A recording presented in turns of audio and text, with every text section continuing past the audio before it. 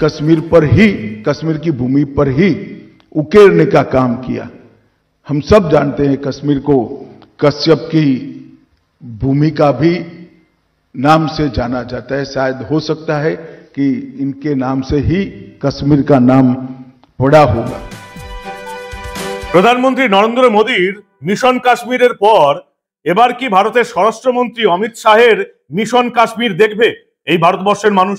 অন্তত অমিত শাহ যেটা বললেন সেটাই আশা করা হচ্ছে যে এবার অমিত শাহের মিশন কাশ্মীর দেখবে এই ভারতবর্ষের মানুষ। অমিত শাহের মিশন কাশ্মীরটা কি? নরেন্দ্র মোদীর মিশন কাশ্মীর তো আপনারা জেনেই গেছিলেন। বিজেপির ম্যানিফেস্টো ছিল যে ক্ষমতায় এলে আমরা কাশ্মীর থেকে বিশেষ সুযোগ সুবিধা আর্টিকেল 370 বিলুপ্ত করে দেবো, সেই কথা রেখেছে মোদী সরকার। কাশ্মীর থেকে বিশেষ সুযোগ সুবিধা 370 দ্বারা বিলুপ্ত করে দেওয়া হয়েছে। এই মুহূর্তে কাশ্মীর এখন আর কোনো বিশেষ সুযোগ সুবিধা পায় না। আপনারা দেখেছেন কয়েক মাস আগেই সেখানে বিধানসভার ভোট হয়েছে, আর হয়তো কয়েক মাস পরেই কাশ্মীরকে একটা স্বাধীন রাজ্য বলে ঘোষণা করে দেওয়া হবে, ভারতবর্ষের যে কোনো একটা অঙ্গরাজ্যের মতোই। কিন্তু অমিত শাহের মিশন কাশ্মীরটা কি? কাশ্মীর নাকি কাশ্যপ? ইতিহাসে উল্লেখ আছে, পুরাণে বলা আছে যে এই কাশ্যপ মুনির নাম থেকেই নাকি কাশ্মীর নামটা এসছে। এবার কি সেটাই ফেরত পাবে এই ভারতবর্ষের মানুষ, এই কাশ্মীরের মানুষ? ঠিক কি বললেন অমিত শাহ? কেন কাশ্মীর থেকে কাশ্যপ হতে চলেছে ভূস্বর্গ, সবটা শোনাবো, দেখাবো আপনাদের। এই প্রতিবেদন শেষ অবধি দেখুন। আমি মানব, দ্য নিউজ বাংলায় আপনাদের স্বাগত জানাচ্ছি। মোদী সরকারের মিশন কাশ্মীর এই ভারতবর্ষের মানুষ দেখে নিয়েছে। আর্টিকেল 370 অবলুপ্ত হয়ে গেছে এবং প্রধানমন্ত্রী পরিষ্কার ঘোষণা করে দিয়েছেন যে কংগ্রেস যত চেষ্টাই করুক আর্টিকেল 370 একেবারে কবরের ভেতর ঢুকিয়ে দেওয়া হয়েছে। আর এই ভারতবর্ষে আর্টিকেল 370 দেখবে না, যেটা শুরু হয়েছিল জওহরলাল নেহরুর আমলে। আর্টিকেল 370 অবলুপ্ত হয়েছে।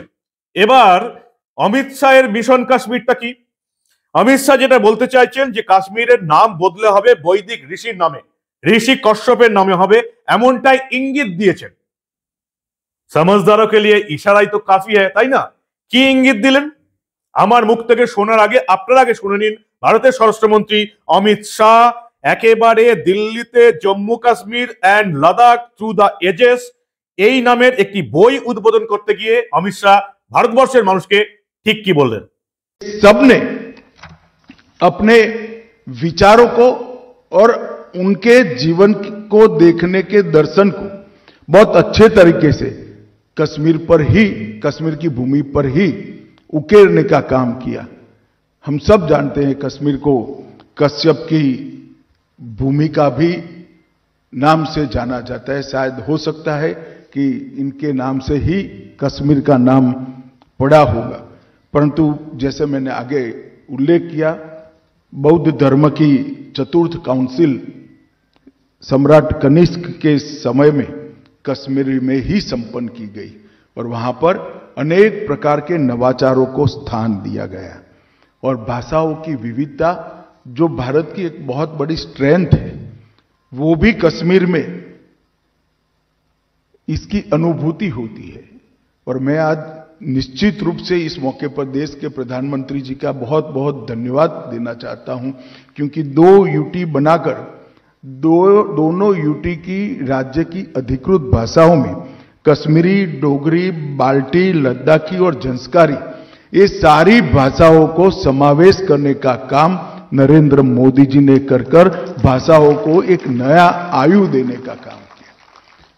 অমিত শাহ এই অনুষ্ঠানে বক্তব্য রাখতে গিয়ে বললেন, আমরা সবাই জানি কাশ্মীরকে কাশ্যপের ভূমি বলা হয়, এমন হতেই পারে ওর নাম থেকেই কাশ্মীরের নাম এসছে।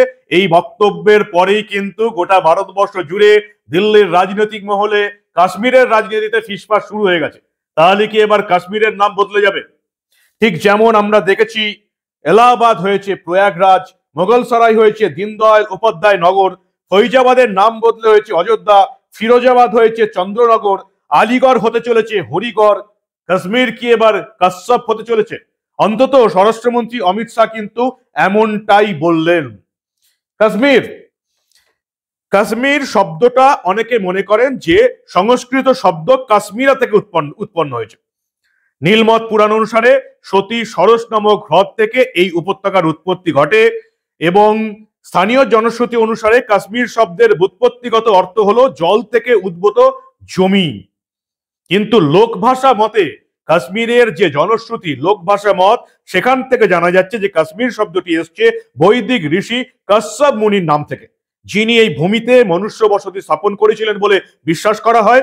এবং সেই কাশ্মীর শব্দটি এই কাশ্যপ মুনির নাম থেকে এসছে বলে বিশ্বাস করা হচ্ছে, এবং তাই কাশ্মীরের নাম পাল্টে কাশ্যপ মুনির নামে হওয়া উচিত, এমনটাই কিন্তু ইঙ্গিত দিয়েছেন ভারতের স্বরাষ্ট্রমন্ত্রী। ইতিহাস কি বলছে?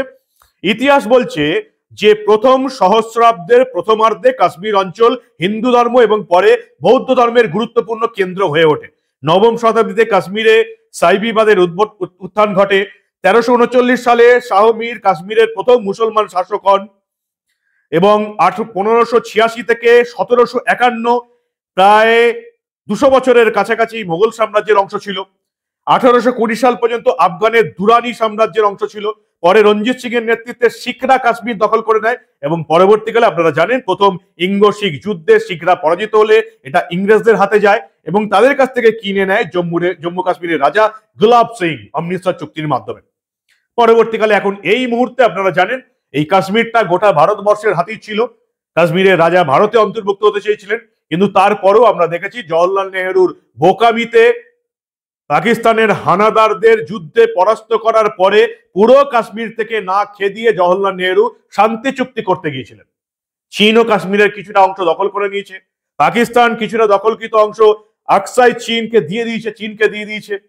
পাকিস্তানের হাতে আছে এখন পিওকে, পাক অকুপাইড কাশ্মীর, যেটা অমিত শাহ বারবার বলছেন সেটাও ফেরত নেওয়া হবে। কিন্তু আপাতত যেটুকু জানা যাচ্ছে যে এই মহাভারতে এবং মৎস্য পুরাণ, বায়ু পুরাণ, পদ্ম পুরাণেও কিন্তু কাশ্মীর এই শব্দটার উল্লেখ পাওয়া গেছে, যেটা মনে করা হচ্ছে যে এই শব্দটি এসছে বৈদিক ঋষি কাশ্যপ মুনির নাম থেকে। তাহলে কি কাশ্মীর আবার কাশ্যপ হতে চলেছে? অন্তত স্বরাষ্ট্রমন্ত্রী অমিত শাহ এমনটাই ইঙ্গিত করে গেলেন। আপনারা কি বলেন? কি মনে হয় কাশ্মীরের নাম পাল্টে কি কাশ্যপ মুনির নামে কাশ্যপ হওয়া উচিত? আপনাদের মূল্যবান এবং গুরুত্বপূর্ণ মতামত জানান দা নিউজ বাংলার কমেন্ট সেকশনে। আর দেখতে থাকুন দা নিউজ বাংলা। আমরা আবার ভারতবর্ষের রাজনীতিতে এবং অন্যান্য গোটা দেশে কি কি হচ্ছে তার কোনো ঘটনাই চেপে রাখতে দেব না।